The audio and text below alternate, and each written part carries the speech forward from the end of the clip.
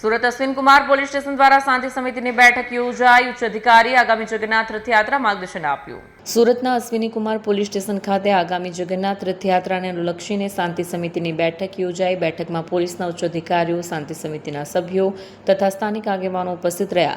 ઉચ્ચ અધિકારીઓએ રથયાત્રા દરમિયાન કાયદો અને વ્યવસ્થા જળવાઈ રહે, સૌહાર્દપૂર્ણ વાતાવરણમાં ઉત્સવ ઉજવાય તેમજ ટ્રાફિક અને સુરક્ષા અંગે જરૂરી માર્ગદર્શન આપ્યું.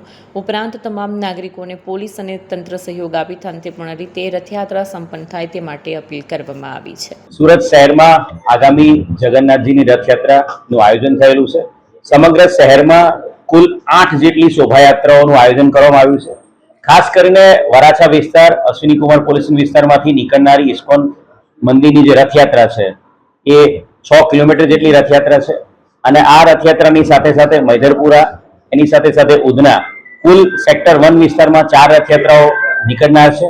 આજે DCP zone 1, DCP zone 2, DCP zone 3 અને સાથે સાથે તમામ સિનિયર અધિકારી, આ તમામ અધિકારીઓ સાથે મળીને જે રથયાત્રાઓના આયોજકો છે એ અને સાથે સાથે ફ્રેન્ડ ઓફ પોલીસ, અન્ય ધર્મના તમામ અગ્રણીઓ, અન્ય પદાધિકારીઓ તમામ સાથે મળીને 200 થી વધુ લોકો સાથે મળી એક શાંતિ સમિતિ મિટિંગનું આયોજન કરવામાં આવ્યું હતું.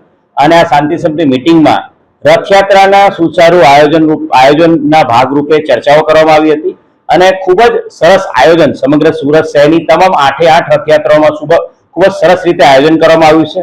પોલીસનું તમામ રથયાત્રાના આયોજકો અને તમામ અગ્રણીઓ સાથે ખૂબ જ સરસ ટાઈઅપ અને લાઇઝનિંગ થઈ ગયેલું છે.